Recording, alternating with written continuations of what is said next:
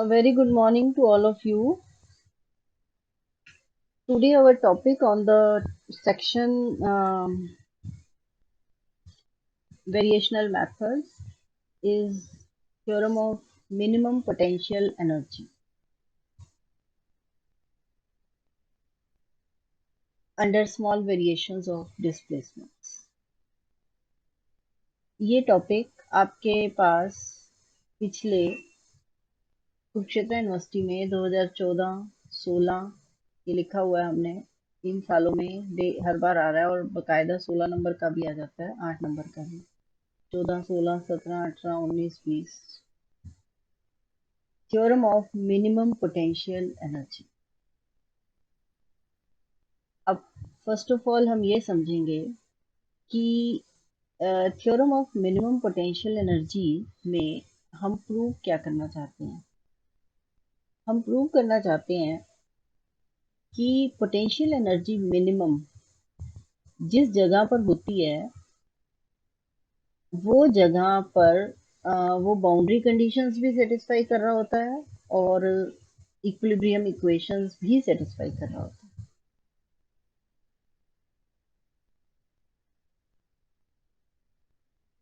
ठीक है, तो हमें ये जानना है। हम इसके लिए पहले पोटेंशियल एनर्जी का मीनिंग क्या है, क्योंकि हमारा टॉपिक में वर्ड आ रहा है, बड़ा इंपॉर्टेंट है ये पोटेंशियल एनर्जी। तो सबसे पहले पोटेंशियल एनर्जी क्या है।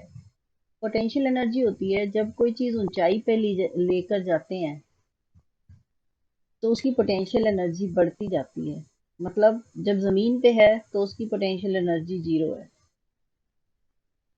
हाइट पे डिपेंड करती है। पोटेंशियल एनर्जी का फॉर्मूला होता है mgh। जितनी हाइट उतनी पोटेंशियल एनर्जी। मान लो हाइट h पे ले गए आप तो उतनी पोटेंशियल एनर्जी, अगर और हाइट पे ले जाओगे तो और ज्यादा पोटेंशियल एनर्जी। तो potential energy depends on height. अगर कोई भी फ्रीली फॉलिंग बॉडी है, जैसे ऊपर से फेंक दी आपने, तो आप ये देखोगे उसकी पोटेंशियल एनर्जी तो कम ही हो रही होती है ना, बाय डिफॉल्ट ही डिक्रीज हो रही होती है। जैसे एक पहाड़ से कोई बॉल गिर रही है नीचे तो उसकी पोटेंशियल एनर्जी भी कम हो रही है। अब हो सकता है वो बॉल गिरते गिरते यहाँ पर अटक गई, मतलब यहाँ वो इक्विलिब्रियम में आ गई। इक्विलिब्रियम में आना मतलब जब उसके ऊपर जितने फोर्सेस लग रहे थे, फ्रिक्शन लग रही है, जमीन नीचे खींच रही है, ठीक है, ग्रेविटी, सॉरी, ग्रेविटी नीचे खींच रही है, फ्रिक्शन उसका इसके साथ है, रॉक के साथ है, और हमने उसे फेंका, कोई एक्सटर्नल फोर्स हमारा भी था। ये सारे फोर्सेस बैलेंस कर देते हैं तो वहां हम कहते हैं वो बॉडी इक्विलिब्रियम में है, मतलब वहां अटक गई है, रुक गई। तो इक्विलिब्रियम में जब वो आएगी तब उसकी पोटेंशियल एनर्जी मिनिमम होती है। ये थ्योरम है। थ्योरम का मीनिंग समझाने की मैंने आपको कोशिश की है। Theorem of minimum potential energy, minimum की पोटेंशियल एनर्जी। अब स्टेटमेंट क्या कहती है इस थ्योरम की। स्टेटमेंट कहती है कि for an elastic body,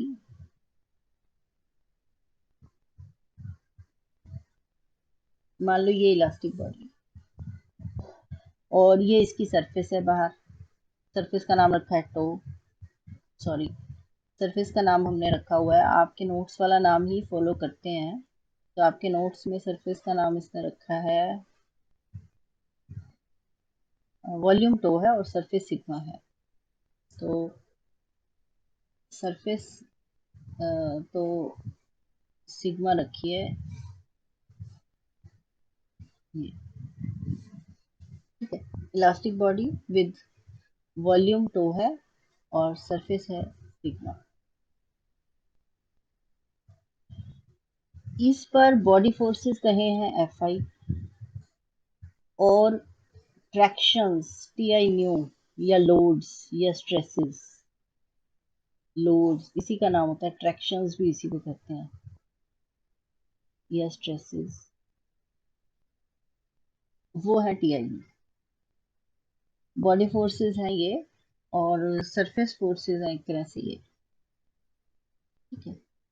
body forces body पर होते हैं, वॉल्यूम पर होते हैं, और सरफेस फोर्सेस सरफेस के ऊपर होते हैं, टी आई न्यू।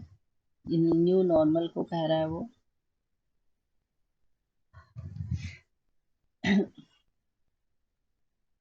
फिर कहता है इलास्टिक बॉडी पर जो बाउंड्री कंडीशंस है, बाउंड्री कंडीशंस ये है इलास्टिक बॉडी पर कि आधी बॉडी पर तो हमें टी आई न्यू पता है, जिस पर टी आई न्यू पता है, T I nu are known, जिस पर टी आई न्यू पता है उस बॉडी का नाम हमने रख दिया एक तरह से अपनी तरफ से ही। जिस पर हमें स्ट्रेसेस पता है उस हिस्से का नाम हम रख रहे हैं सिग्मा टो, और जिस पर डिस्प्लेसमेंट पता है उसको सिग्मा टो कहते हैं। और आधी पर डिस्प्लेसमेंट पता है, तो डिस्प्लेसमेंट जिस पर पता है उसका नाम कहा सिग्मा यू। मतलब बॉडी के दो हिस्से बना दिए इलास्टिक बॉडी के, एक को कह दिया सिग्मा टो और एक को कह दिया सिग्मा यू। क्यों दो हिस्से करे? ये बाउंड्री कंडीशन की वजह से कि सिग्मा टो जो है, सिग्मा कौन है? सरफेस की आधी सरफेस पर तो हमें टो पता है। टो यानी कि मतलब आधी सरफेस पर हमें ये ट्रैक्शंस पता है, टी आई न्यू, तो यहाँ टो की जगह टी होना चाहिए। ठीक है, और ये सही भी है। और आधी सरफेस पर क्या पता है? डिस्प्लेसमेंट। तो जिस सरफेस पर डिस्प्लेसमेंट पता है, अगर मैं उसे येलो से ड्रॉ करती हूँ तो ये है।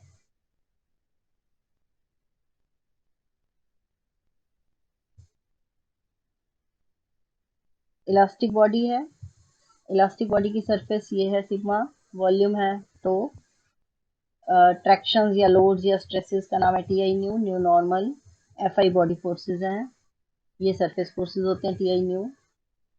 फिर वो कह रहा है कि समेशन टी जो है वो है वो आधी बाउंड्री जिस पर हमें ट्रैक्शंस पता है, और आधी बाउंड्री जिस पर हमें डिस्प्लेसमेंट पता है वो है समेशन यू। राइट? स्टेटमेंट तो कहीं नहीं आई अभी तक, ये तो उसकी भूमिका थी, मतलब बाउंड्री कंडीशंस जो थी हमें बता दी।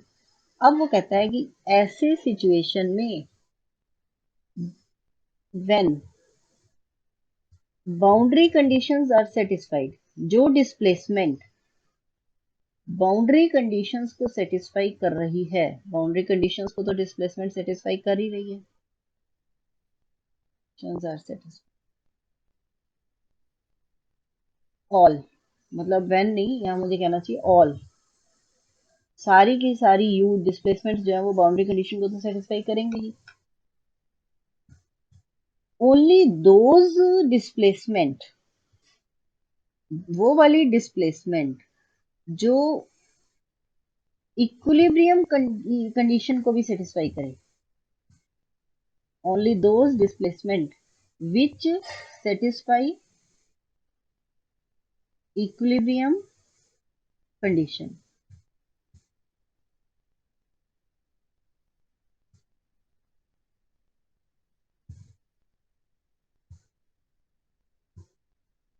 उन डिस्प्लेसमेंट पर जो इक्विलिब्रियम को सेटिस्फाई करेंगी उन पर पोटेंशियल एनर्जी मिनिमम होगी, at only those displacement potential energy is minimum. ये थ्योरम है कि सारी boundary among among all boundary conditions. अब आप स्टेटमेंट देखो, ऑफ ऑल द डिस्प्लेसमेंट, ये ऑफ वर्ड है,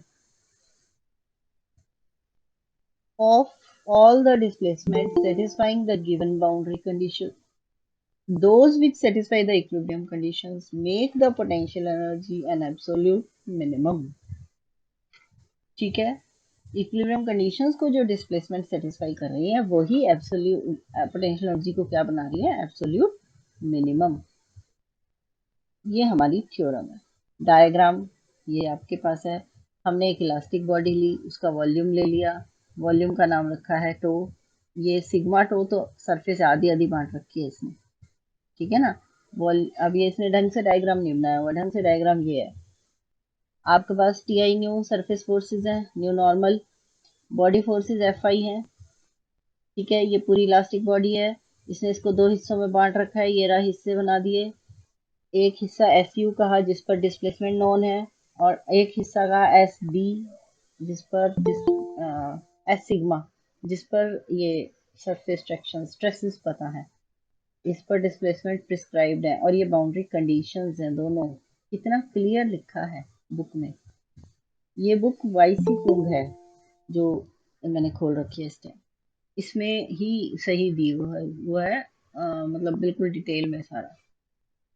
ठीक है, यहाँ तक होने के बाद हम कहते हैं कि अब डिस्प्लेसमेंट हमारी है यू आई, तो हम छोटा सा डेल्टा यू आई उसमें इंक्रीमेंट सोच लेते हैं। ये हमारी डिस्प्लेसमेंट है यू आई, हमने मान लिया स्मॉल इंक्रीमेंट डेल्टा यू आई। तो अगली डिस्प्लेसमेंट ये हो गई। इस थोड़ी सी डिस्प्लेसमेंट को लाने में जो वर्क लगा उसे वर्चुअल वर्क कहते हैं। ये वर्चुअल डिस्प्लेसमेंट है, और जो वर्क लगा वो वर्चुअल वर्क होता है। तो वो जो वर्चुअल वर्क है वो हम डिनोट कर रहे हैं यहाँ डेल्टा यू से, थोड़ा सा वर्चुअल वर्क। ठीक है, तो वो जो वर्चुअल वर्क है थोड़ा सा। अब आप कहोगे मैडम ये तो वेरिएशन का सिंबल है, यहाँ ये फंक्शनल नहीं है, ये फंक्शन है। ये इसमें स्मॉल चेंज ही वेरिएशन होता है, लेकिन जब फंक्शनल का मामला हो ना वहाँ वेरिएशन बन जाती है वो बात। ठीक है, तो वर्क डन दो फोर्सेस की वजह से हो रहा है, एक तो बॉडी फोर्सेस है और एक सरफेस फोर्सेस है। डिस्प्लेसमेंट डेल्टा यू आई है, दोनों ने जो पैदा की है। ठीक है, वर्क डन यही F I delta U I, यहाँ T I nu delta nu I, ये दोनों की वजह से जो होगा वो वर्चुअल वर्क हो गया। यहाँ तक आपके नोट्स में आपको दिखा देते हैं, ये लाइन है यहाँ। क्लियर? एक के साथ डी सिग्मा और एक के साथ डी टू। अब इसने सिग्मा दूसरा बदल लिया। इसने ये बॉडी फोर्सेस तो बॉडी पर होती हैं, तो इसके साथ तो डी टू आएगा, और सरफेस फोर्सेस सरफेस पर होती हैं, इसके साथ डी सिग्मा। ये सिग्मा पर है और ये बॉडी पर है, तो टो पर है। देखो आप, ये बॉडी फोर्सेस हैं, ये वॉल्यूम टो के साथ है, और सरफेस फोर्सेस हैं, ये न्यू लगाना भूल गया, तो ये सिग्मा पर है। ओके, यहाँ तक हो गया। अब इसने इसके बाद सीधा एक फॉर्मूला लिख दिया, लेकिन मैं इसको पूरा करके दिखाऊंगी आपको। बुक में ये किया हुआ है डिटेल में, वर्चुअल वर्क से स्ट्रेन एनर्जी फंक्शन तक पहुंचना है, तो हम इसको ढंग से करेंगे। थ्योरम भी इम्पोर्टेंट है। यहाँ तक डेल्टा यू लिख लिया। अब अगला स्टेप देखो। डेल्टा यू लिखने के बाद यहाँ आपने डेल्टा यू लिख दिया है। अब आप एक टर्म को पकड़ते हो और इसे खोलते हो। इसे खोलकर आप पहुंचोगे दो तक। कैसे? देखो, सिर्फ मैंने ये टर्म ले ली और इसे खोलना शुरू किया। T I nu delta U I D sigma integral, सिर्फ इसको पकड़ लिया। अब ये है T I J nu J delta U I और डी सिग्मा, सिग्मा पर। ये सरफेस इंटीग्रल है, सिग्मा सरफेस है। ठीक है, तो मैं इसको वॉल्यूम इंटीग्रल में अगर बदलूं तो गॉस डाइवर्जेंस थ्योरम लगेगी। गॉस डाइवर्जेंस कौन सी लगेगी? सरफेस से वॉल्यूम के लिए वही लगती है। तो वहां पर डेरिवेटिव आ जाता है, पार्शियल डेरिवेटिव आएगा T I J nu J comma G. Del dot होता है गॉस डाइवर्जेंस में। ठीक है, तो न्यू जे नहीं, यहाँ डेल्टा यू आई का बनेगा, तो ये मैं ठीक करनी पड़ेगी। और बाहर आपका बन गया डी टो, सिग्मा से ये डी टो बन गया, और ये सरफेस से वॉल्यूम पर आ गया। और न्यू तो नॉर्मल था, नॉर्मल खत्म, इस सारे प्रोसेस में नॉर्मल का कोई अब काम नहीं है। इसे खोलते हैं, तो ये खुद दो इंटीग्रल में बदलेगा जब डेरिवेटिव खोलूंगी। T I J comma J delta U I D तो प्लस, अगली बार टी आई जे ऐसे ही डेल्टा यू आई कॉमा बाहर लगा लो कॉमा जे और डी। तो अब ये हमारी इक्विलिब्रियम इक्वेशन कहती है T I J comma J plus F I zero, तो उसके हिसाब से तो ये माइनस एफ आई नहीं हो गया?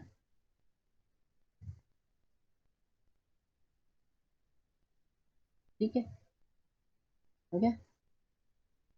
और ये जो है, ये इसके लिए हम कहते हैं कि भाई हमारे पास जब टी आई जे है ये, और डेल्टा यू आई कॉमा जी,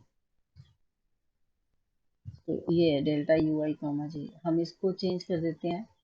हम इसको कहते हैं कि मैं इसको हाफ करके delta of U I comma J plus U J comma I कह सकती हूँ। ये क्या होता है हमारा, ई आई जे होता है। तो ये हो गया एक तरह से हाफ बाहर, टी आई जे ई आई जे, और डेल्टा भी बाहर। तो डेल्टा बाहर, ये half T I J W होता है, strain energy density function W, और बाहर था डी टू। ये डेल्टा डब्ल्यू बन चुका है। और मेरे को डबल इंटीग्रल नहीं लगाना चाहिए था, सिंगल से ही चल रहे थे हम, सिंगल ही रखो इंटीग्रेशन को। ठीक है, सरफेस वॉल्यूम के चक्कर में ही नहीं है, हमने तो बाहर डी टो कह रखा है, यहाँ टो बस, इंटीग्रेशन सिंगल है, ये डेल्टा है। और ये चीज़ है minus F I delta U I और डी टू, ये भी टो पर। तो अगर मैं ये वैल्यू यहाँ पुट करती हूँ जहाँ से उठाया था, तो ये टर्म तो एफ आई वाली तो माइनस एफ आई से कट जाएगी। इसके दो आंसर आए हैं, एक तो माइनस एफ आई वाली है वो तो उड़ गई। तो डेल्टा यू मेरा किसके बराबर रह गया, डेल्टा यू में ये टर्म तो उड़ गई, ये रहेगी बस delta of W D two. ठीक है, तो यहाँ तक हमारे पास इसने सीधा ही कह दिया था, डेल्टा लगा देगा, डेल्टा दोनों तरफ लगा देगा, और यहाँ से डब्ल्यू ये होता है। ये बात मैंने आपको करके दिखाई है, जो कि बुक में भी करी हुई है और आपको आनी भी चाहिए। ठीक है, तो आप यहाँ पहुँच गए। तो प्रिंसिपल ऑफ वर्चुअल वर्क यही होता था। प्रिंसिपल ऑफ वर्चुअल वर्क में क्या करते थे हम, यही बोलते थे कि एक तरह से हम यहाँ प्रिंसिपल ऑफ वर्चुअल वर्क तक पहुंचे हैं। डेल्टा यू का मतलब होता है कि आपके पास ये चीज और ये चीज मिलकर डेल्टा यू थी। ठीक है, इसको इजिकल टू के उधर ले जाऊं तो ये डेल्टा यू है, और इधर डेल्टा ऑफ इंटीग्रल डब्ल्यू हो गया। ठीक है ना, तो यही होता है। आप इसको ऐसे लिख सकते हो, डेल्टा यू की जगह आपका जो इंटीग्रल था F I delta U I और डी, फोर्स, बॉडी फोर्सेस हमेशा वॉल्यूम पे होते हैं, और ये सिग्मा पर होते हैं, T I nu delta U I D sigma. ये तो डेल्टा यू होता था, और ये delta of integral W D two. आप इस, ये है अपना प्रिंसिपल ऑफ वर्चुअल वर्क। तो इस थ्योरम ऑफ पोटेंशियल एनर्जी के लिए पहले ये आपको आना जरूरी है, यहाँ तक का काम, कि हमने वर्चुअल वर्क तक का काम कर दिया। अब हम चलते हैं आगे। हमने कहा यहाँ तक का काम करने के बाद कि हम एफ आई की जगह अपनी तरफ से ही हमने एफ आई को कह दिया minus curly capital G over curly U आई,